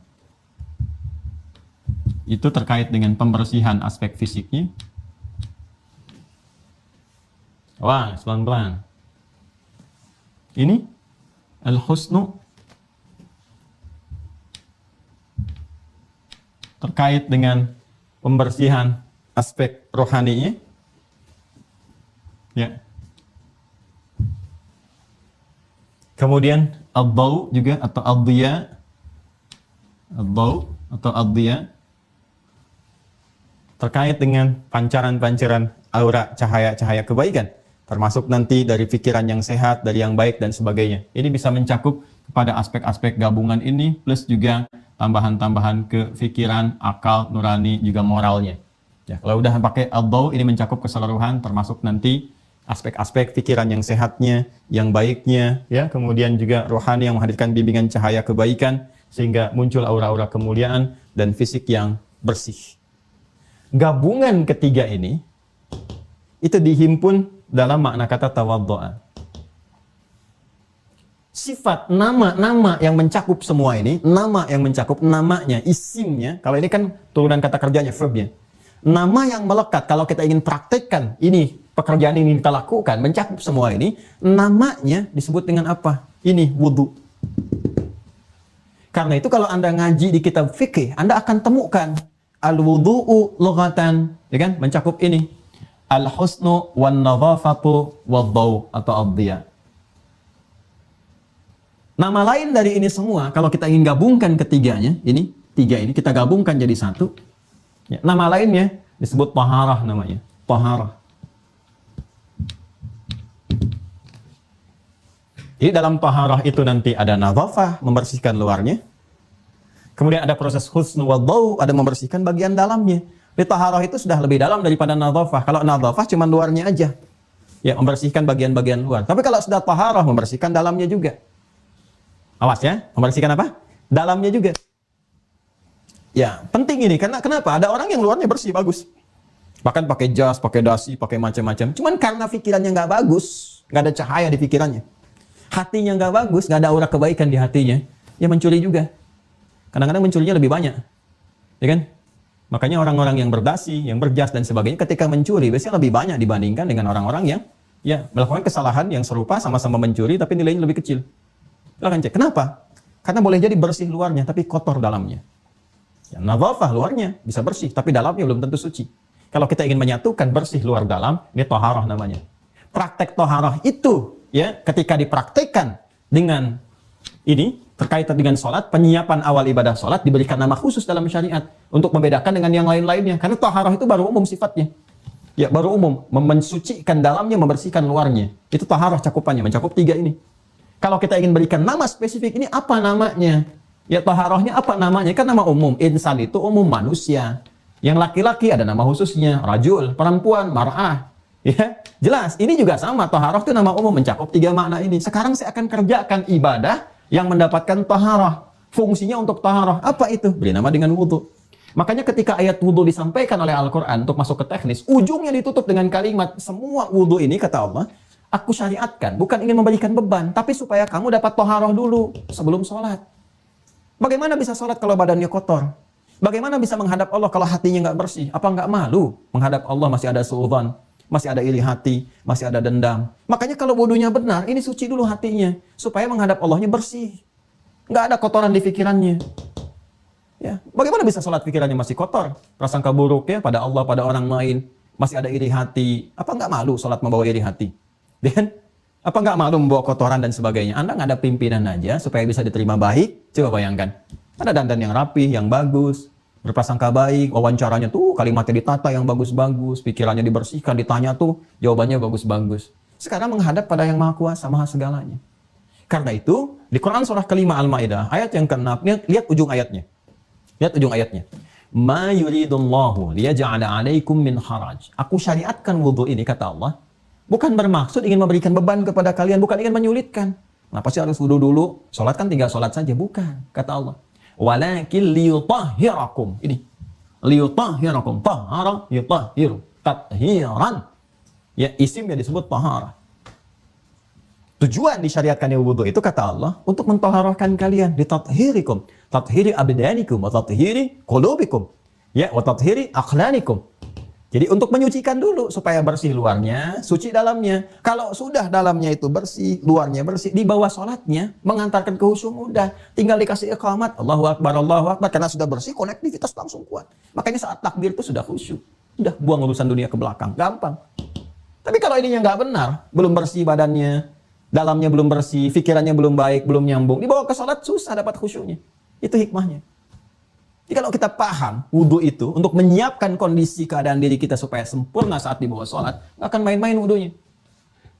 Dan fungsi wudhu ini bukan sekedar nadhafah, ini taharah. Jadi bukan cuma basuh selesai, tidak. Ada bagian terdalam dalam tangan ini yang harus dibersihkan. Ada bagian terdalam di kepala ini yang harus dibersihkan. Ini taharah. Sehingga muncul sifat husnun, sifat bau, dan sebagainya. Makanya kalau orang wudhunya benar, cahaya-cahaya ini akan hadir, kata Rasulullah. Rasulullah sendiri yang menyampaikan. Akan hadir bahkan saat di hari kiamat. Memberikan tanda, pancaran-pancarannya, bukti bahwa dia benar berwudhu. Ada. Di Al-Bukhari, hadis riwayat Al-Bukhari. Hadis riwayat Al-Bukhari. Topik atau kitab yang keempat. Subtopik yang pertama. Hadisnya di sub ini nomor yang kedua, di urutan hadisnya nomor 136. Ya, nanti kita buka. Rawinya Abu Hurairah. Abu Hurairah. Ya. Tentang kaitan wudu dengan cahaya saat di akhirat kelak. Kitabul wudu. Jelas ya? Subtopik pertama kan Badul Wahyi, kitab tentang dimulainya wahyu. Yang kedua tentang iman, kan? Kitabul iman. Yang ketiga tentang kitabul ilmi, tentang ilmu. Yang keempat kitabul wudu. Ya. Sudah, topik yang keempat, subtopik yang pertama, hadis nomor 136, riwayatnya rawinya sahabat Abu Hurairah. Sepertinya gampangnya diikutin aja sih ya. Kalau thiqah tinggal diikutin gitu. Cuma kadang-kadang kan orang pengen ngecek. Ya, ayo cek aja deh supaya ketahuan. Sahih Al-Bukhari. Bismillah. Al-Bukhari. Ini kitab ini ya. Nah, sama kitab dengan saya, halaman 44. Bismillah. Nah, betul kan? Nih, subtopik yang keempat, kitabul wudu, kan? Di sini ya. Nah, ya. Nanti tolong di-scan ya, Mas ya. Adminnya di-scan, nanti disampaikan supaya referensinya kita sama-sama pegang semua, ya. Nah, kitabul wudu yang keempat. Sudah? Subtopiknya yang pertama, babu maja'a fil wudu. Ya. Segala yang terkait dengan wudu. Nah, ini langsung wa qaulillahi ta'ala, ya, Allah Subhanahu wa taala berfirman, "Idza qumtum ila shalah faghsilu wujuhakum wa aydiyakum ila al-marafiqi wamsahu bi ra'usikum wa arjulakum ila al-ka'bain." Al-Maidah ayat 6. Persis sama dengan apa yang saya sampaikan. Ya? Nah, kemudian tadi saya katakan nomor hadis 136. Nih, 136 di bawahnya. Yang terkait dengan cahaya. Ya. Kalau mau diurut dari 135, apa yang saya sampaikan? Semua ada di sini. Jadi saya tidak menyampaikan kecuali Al-Quran, hadis, qaul ulama. Quran, hadis, qaul ulama. Qurannya kan sudah. Hadisnya sudah. Tadi saya penjelasan sudah saya sampaikan. Masih ingat saya katakan kan? Ya, wudhu itu syarat untuk sholat. Tidak sah sholatnya. Kan? Kalau wudhunya tidak sempurna atau tidak berwudhu sama sekali. Jelas ya? Hadisnya dari mana? Nih, yang 135-nya. Bahkan langsung jelas, babun la tuqbalu salatun bi ghairi tuhurin. Ya, bab tidak diterima salat itu tanpa adanya tuhur, taharah, wudu. Ya, hadisnya apa? Qala al-Imam al-Bukhari haddatsana Ishaq bin Ibrahim al-Hanzali qala akhbarana Abdul Razzaq qala akhbarana Ma'mar an Hammam ibnu Munabbih annahu sami'a Abu Hurairah yaqulu qala Rasulullah sallallahu alaihi wasallam la tuqbalu salatu man ahdatha hatta yatawadda. Kan? Rasulullah SAW bersabda, kan? Tidak diterima salat seseorang yang masih punya hadas, punya kotoran, hatta yatawadda, sampai dia wudu. Artinya kalau wudunya tidak benar atau tidak wudu sama sekali, ya salatnya tidak sah, enggak diterima. Jelas ya? Itu yang tadi saya sampaikan dalilnya ini. Sekarang yang terkait kaitan dengan cahaya. Tadi saya katakan nomor hadis 136. Nih kita baca nomor 136. Qala al-Imam al-Bukhari, ya kan? Bab fadlil wudu wal ghurul muhajjalun min atharil wudu. Bab pembahasan tentang keutamaan wudu dan cahaya ghurul muhajjalun, cahaya khusus spesifik dari bekas-bekas wudu. Ya, langsung qala haddatsana Yahya ibn Bukir qala haddatsana Al-Laits an Khalid an Sa'id bin Abi Hilal an Nu'aim al-Mujmir qala ya Raqitu ma'a Abi Hurairah radhiyallahu ta'ala anhu ya ala dhahril masjid fatawadda faqala, perhatikan kata Abu Hurairah, inni sami'tu an-nabiyya sallallahu alaihi wasallam. Jadi ketika sahabat Abu Hurairah itu kemudian sedang berwudu, beliau menyampaikan hadis ya, saat akan berwudu, beliau kemudian selesai ya, wudunya selesai, fatawadda, begitu selesai tawadda itu selesai wudu. Tadi saya katakan ya, tawaddu ayat tawaddu. Jadi saya kata-kata pun saya ambil dari hadis juga. Ya, fatawadda, maka ketika sedang berwudu, telah selesai wudu, beliau berkata, menyampaikan hadis. Apa kata beliau? Inni sami'tu an-nabiyya sallallahu alaihi wasallam yaqul, saya mendengar Nabi sallallahu alaihi wasallam pernah bersabda, inna ummati yud'auna yaumal qiyamati ghurran muhajjalina min atharil wudu. Sungguh umatku itu akan dipanggil mereka semua di hari kiamat ghurral muhajjalin, punya cahaya khusus. Ya, Anda tahu nggak ini? Pernah lihat kuda nggak? Pernah ya? Ya, kuda yang bagus itu kan kadang suka ada ini putih-putih tuh ya. Di keningnya itu. Kalau ada kuda coklat kan ada hitam terus ada putihnya itu, kening. Nah, itu ghurrah namanya. Ghurrah. Diambil dalam bahasa Indonesia gurat, satu guratan gitu kan. Ada tanda itu putih. Ini kan kalau kelihatan hitam terus ada putihnya, dia yang mencolok kan. Ya, yang terlihat mencolok, yang terlihat langsung gitu. Masya Allah, itu bagus tuh, ada ininya putihnya. Ya, di hitam atau kuda coklat terus di sini ada putih tandanya. Itu ghurral muhajjalin namanya. Tanda spesifik yang nampak dari sesuatu. Nah, umat Nabi Muhammad itu saat di yaumil hisab nanti di hari kiamat, saat akan dihisab, itu kelihatan ketika dipanggil. Inna ummati yud'auna ghurral muhajjalin. Sungguh semua umatku itu ketika dipanggil akan nampak keluar, itu ada cahayanya, kelihatan. Jadi umat Nabi Muhammad itu gampang dikenali. Gampang dikenali. Nabi pun sudah tahu. Jadi kita akan melihat sama-sama akan kelihatan ya umat Nabi Muhammad. Ada spesifik tandanya. Apa tandanya? Min atharil wudu, ada cahayanya spesifik disebutkan. Bahkan nama cahaya disebutkan ghurral muhajjalin. Ada cahaya spesifik yang tampak. Dari apa? Min atharil wudu, dari bekas wudunya. Dari bekas wudunya. Ya. Faman istata'a minkum an yutila ghurratahu falyaf'al. Maka siapa yang bisa menyempurnakan cahayanya itu, menguatkannya, maka sempurnakan kata Nabi. Ya, maka ini yang saya katakan. Jadi secara metafor pun ada dalil hadisnya. Ya, makanya saya pernah sampaikan, ada ulama yang mengatakan ada keterkaitan erat wudu dengan kata bau.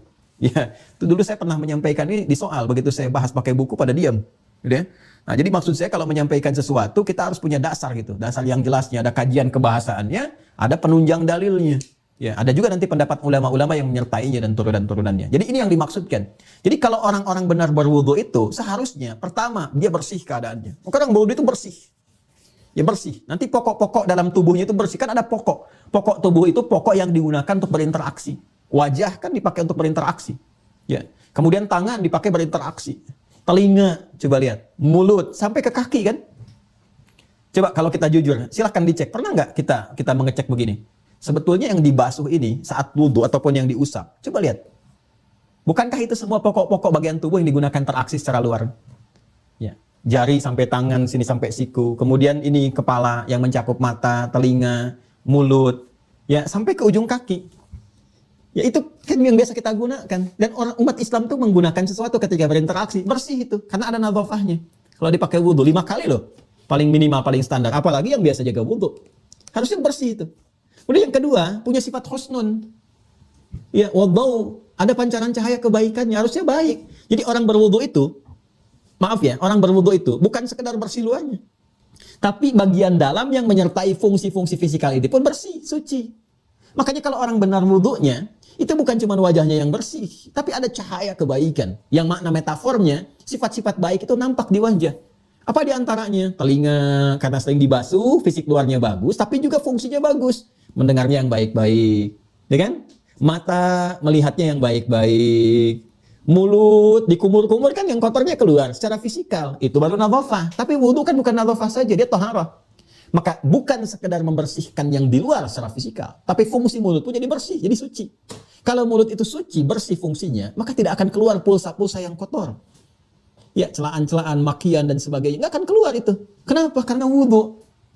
Jadi kalau cuma membersihkan, kumur-kumur keluar, istinsyak, ya, sampai semua keluar, itu yang kotornya keluar secara fisikal. Tapi lisannya masih suka berkata yang kotor misalnya, itu belum wudu, belum taharah namanya.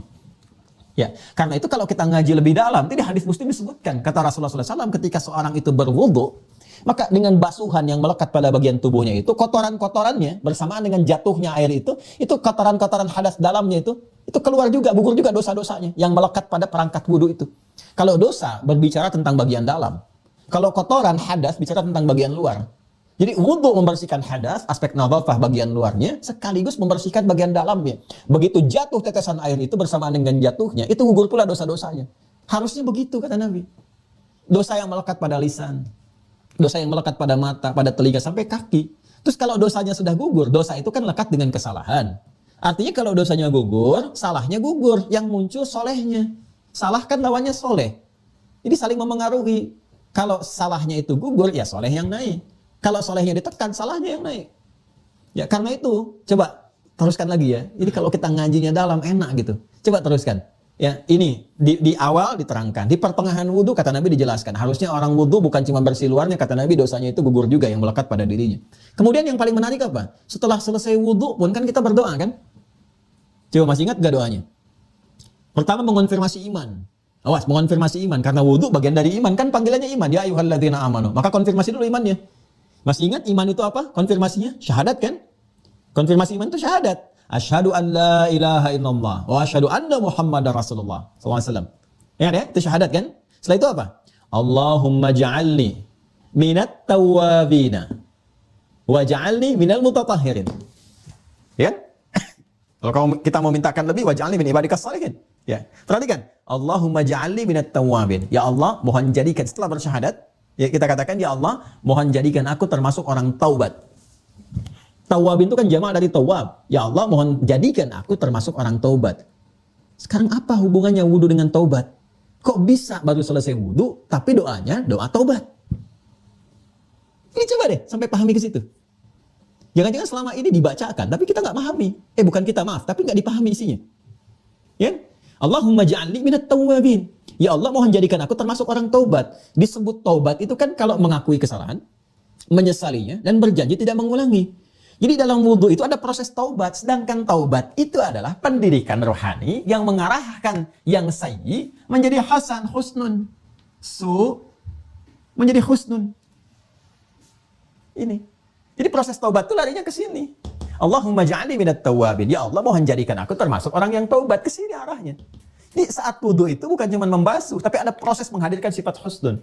Karena itu ulama mengatakan al-husnu wan nadhafatu, sehingga melahirkan cahaya, daun. Itu ghural muhajjalin. Itu konsepsi dasarnya.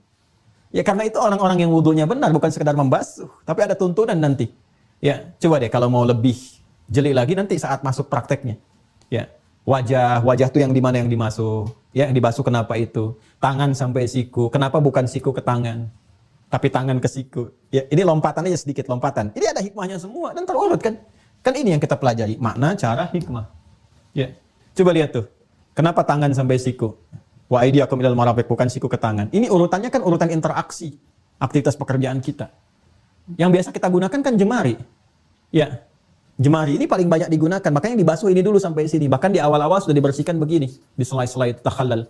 Ya, kenapa tangan sampai siku bukan siku ke tangan? Karena umum yang digunakan yang ini. Kan Anda kalau mau ngetik di komputer pun sekarang tuh lagi di kolom chat kan ngetiknya bukan begini. Tapi begini tuh. Ayo, siapa yang komen ini itu yang tidak baik, yang masih munculkan prasangka jelek, saling mencaci macam-macam, kan ini perbuatannya. Maka ini dibasuh, tuh dibersihkan. Sampai ke sini, tuh kan? Sini tuh dibersihkan. Karena ini engselnya di sini nih. Ya, ini yang menggerakkan nih dari sini nih. Ini yang mendorong dari atas nih, sini tuh. Terus. Jelas sekali dalam Islam itu. Ini ke sini ada namanya kafun, ini rushun ada namanya, ini mirfaq ada namanya, ini ada namanya katifun sampai ke sini. Dan semua spesifik. Gini nih, jadi kalau wudunya benar, bersih, tangan nih bersih tuh. Tuh, ya. Ya, jadi hand sanitizer alami itu wudu tuh, udah selesai tuh. Ya, peduli lindungi pada tanganmu, peduli duniamu dan lindungi akhiratmu. Itu aktifkan aktivasi wudunya dengan baik tuh. Coba ini kalau benar ini bukan cuma bersih luarnya, tapi ini suci tohara dari sifat-sifat buruk yang menyertainya. Nggak ada yang ngetik yang jelek-jelek lagi, nulis yang buruk, yang baik-baik gitu. Lisan bicara, mata melihat, sampai ke ujung kaki. Demi Allah saya katakan, kalau umat Islam benar-benar mempraktekkan sinyal imannya, wudu yang benar aja, baik semua kehidupan itu. Baik. Karena spiritnya itu. Makanya kalau sudah suci dalamnya, bersih luarnya, nikmat bertambah. Nikmat bertambah. Nikmat mata itu kan ketika digunakan pada yang baik, terasa enaknya. Lisan, kalau biasa bicara yang baik itu terasa nikmatnya. Punya lisan itu ya, Allah titipkan.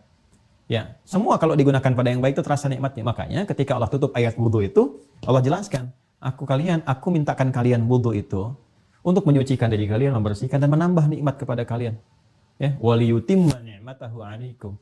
Dan menambahkan, menyempurnakan nikmat Allah kepada kalian. La'allakum tashkurun. Setelah menyadari, baru kalian bersyukur. Ternyata itu manfaat wudu. Akhirnya nggak mau lepas wudu. Bukan cuma untuk sholat, batal wudu, wudu lagi. Batal wudu, wudu lagi. Batal, wudu lagi. Tuh. Harusnya begitu kan? Iya kan? Ya, makanya ada orang-orang nggak mau lepas wudu. Wudu aja dia. Ya, itu yang luar biasa. Pertahankan wudu. Dan ada orang dari Isya sampai ke subuh itu nggak batal-batal wudunya. Ada. Ya, Imam Abu Hanifah 40 tahun punya kebiasaan itu. Imam Asy-Syafi'i itu punya kebiasaan itu. Wah, itu nggak mudah lah. Ya, kita kan mencoba untuk mempertahankan itu. Ya, tapi mempertahankan yang dimaksudkan adalah mempertahankan secara syariat wudunya saat yang bersamaan ini hikmahnya. Ya, pertahankan kebaikan-kebaikannya. Jadi orang malu lah minimal takut batal wudunya. Ya, bukan cuma yang fisikal ditahan-tahan saja, yang metafisik juga metafornya ditingkatkan. Jadi ini yang dimaksudkan hikmahnya berwudu. Ya, jadi wudu itu hikmahnya selain menghadirkan kebersihan bagian luarnya secara fisikal, juga menghadirkan kesucian dalamnya. Ya, ini secara kiasan sehingga di akhirat muncul cahaya-cahaya itu, cahaya kebaikannya. Jadi wujudnya begitu berupa pahala, makanya ada kaitannya. Orang wudu kan bertobat tuh, jadi baik, ada pahala. Nah ini yang biasa dipakai jadi baik itu, ini cahayanya. Cahaya itu yang nampak nanti secara fisikal saat di akhirat. Karena hasil dari wudunya ada, bukan cuma basuh-basuhnya, bukan cuma basuh-basuhnya. Ya, tapi dari basuhan ini bertransformasi kepada taharah, kebaikan fungsinya. Ketika fungsinya secara fungsional bagus, ini melahirkan cahaya di hari kiamat. Tuh, Masya Allah, mata Nabi Muhammad. Di wajahnya ada cahaya, tangannya ada cahaya, kakinya ada cahaya. Ya, karena hasil dari kebaikan itu, ghural muhajjalin. Inna ummati yud'auna yawmal qiyamati ghural muhajjalin min atharil wudu'. Ya, faman istata'a an yutila ghurratahu falyaf'al. Itu diriwayatkan oleh Imam Al-Bukhari di sahabat Abu Hurairah. Ini hikmahnya. Ini maknanya. Sekarang sudah berapa banyak orang yang berwudu yang memahami dan mengamalkan ini. Makanya berlatih. Kalau sudah wudu, ini tahan. Mau bicara yang kotor, wudu. Ya, melihat yang tidak baik, palingkan, baru wudu. Sampai ke ujung kaki. Jadi itulah umat mutawaddi. Karena itu orang Arab menyebutkan orang-orang yang baik pandangannya, ya ada aura-aura kebaikan, ya husnun, ya dan menghadirkan satu aura yang mulia, bagus, ada cahaya-cahayanya. Itu orang Arab menyebutnya dengan wadi al-wajhi. Wadi al-wajhi. Ya, kalau Anda buka kamus-kamus itu ya, bahasa Arab itu Anda temukan ada kata wadi al-wajhi. Ya. Wadi al-wajhi. Wajahnya ada cahayanya, ada aura kebaikannya, gitu kan? Nah, mau dikaitkan ya ke sini turunan katanya tuh. Ya, wadi'un seakan dengan kata ini dau dari dau'un ke sini ke tawadhu ke wudu deh pada puncaknya. Nah, sekarang apakah semua orang berwudu akan mendapatkan nilai-nilai kebaikan tadi dari sifat taharahnya? Belum tentu, kalau tidak benar caranya. Karena itu, dengan menyempurnakan cara sesuai ditunjukkan oleh Al-Quran, dijelaskan oleh Nabi SAW, disampaikan kepada kita oleh para ulama, maka berpotensi mendapatkan makna-makna yang diterangkan tadi, hikmah-hikmah yang dijelaskan tadi, kan? Sehingga dengan itu kita merasakan kesempurnaan dari proses pemantapan sebelum sholat secara fisiknya bersih, akal pikirannya juga sudah segar, rohaninya juga sudah kuat dan siap dibawa untuk sholat. Pertanyaannya, bagaimana cara ini wudu yang dimaksudkan? Seperti apa kita memprosesnya dari awal sampai akhirnya sehingga merasakan kenikmatan-kenikmatan yang tadi diisyaratkan? Itu bahasan kita di pertemuan berikutnya. Saya ingin kita memahami dasarnya dulu, sehingga dengan pemahaman dasar ini jadi mengerti kita mengapa kita harus berwudu dengan sempurna, sehingga tidak terjadi lagi alih-alih kepala yang dibasuh, rambut yang diutak-atik, kan? Alih-alih kaki yang dibasuh dengan sempurna, cuma disodorkan ke keran air sehingga terasa cipratannya, dan sholatnya pun cuma mendapatkan cipratannya aja gitu ya, tidak mendapatkan kehusyuannya. Ini kurang lebih bahasan yang tertuang dari papan tulis yang Anda bisa cek dari mana saya awal menulisnya dengan melihat kembali tayangan video dari awal sampai dengan akhirnya. Masya Allah. Mudah-mudahan saat dihisab nampak tulisan ini ya. Ya, bisa meringankan gitu kan. Jadi Anda kalau dihisab, man rebuka di alam kubur tuh tanya. Kalau udah wudhu si anak bisa jawabnya. Ya. Hari kiamat begitu dibuka catatannya tuh, buku catatan masih ada tuh, nampak tuh semuanya. Masya Allah. Kalau ditimbang mudah-mudahan kuat juga timbangannya. Ya, Allahumma tawakkal alaik insyaallah, la haula wala quwata illa billah. Baiklah, itu yang kita bahas. Besok kita akan coba contohkan, mungkin tempatnya agak berbeda karena saya ingin mulai praktekkan supaya lebih terasa gitu ya. Kalau kita begini-begini aja kan udah biasa itu. Tapi saya mungkin akan coba dibantu ya, tim dari teman-teman, kita cari lokasi yang enak, mungkin di tempat wudu, supaya kita bisa berbagi bagaimana cara membuka keran. Saya yakin sudah tahu cara membuka keran gitu ya. Tapi bagaimana memanfaatkan air yang mengalir itu yang jadi persoalan gitu kan. Kemudian juga kalau di bejana seperti apa, ukuran airnya berapa, air yang bagaimana yang harus dipakai wudhu. Kayaknya kita belum akan langsung ke praktek ini, butuh muqaddimah kedua. Kan kita kayak muqaddimah di kajian kita ini. Ini muqaddimah pertama, muqaddimah kedua, wudhunya pakai apa? Kan mau pakai cara nih. Cara berwudhu itu bagaimana? Apa yang digunakan? Kemungkinan sih ada muqaddimah lagi besok. Kemungkinan. Karena saat akan memulai wudhu itu kan harus ada perangkat. Perangkatnya apa? Nah, itu butuh bahasan lagi. Kalau air yang bagaimana? Ya, air seperti apa yang bisa dipakai wudhu? Apakah semua air bisa dipakai wudhu? Apakah air kopi bisa dipakai wudhu? Ini kan suci. Wudhu aja pakai air kopi. Ya silahkan, menghitam kamu. Kan? Maka apa yang bisa digunakan untuk wudhu? Nanti sifat-sifatnya apa? Ada air nih, tapi udah kena matahari nih. Sehingga ada anget-angetnya seperti itu. Bisa nggak dipakai wudhu? Nah itu ada sifat-sifat sendiri. Istamtudatil, Masya Allah. Fabi ayyi alai rabbikum atukadziban. Jadi semua dijangkau sehingga nggak bisa nanya lagi. Makanya kalau sudah saya jelaskan, jangan ditanya lagi. Karena sudah jelas gitu semuanya itu. Anda tinggal putar video aja. Ya, sampaikan semua itu secara terurut. Nanti kita akan lihat. Jadi besok kayaknya kita akan masuk menjelaskan tentang jenis-jenis air dulu. Ya, jenis-jenis dan sifat-sifat air. Nanti termasuk debu. Ya, debu ya. Awas. Ya, kalau nggak ada air pakai apa? Ya kan?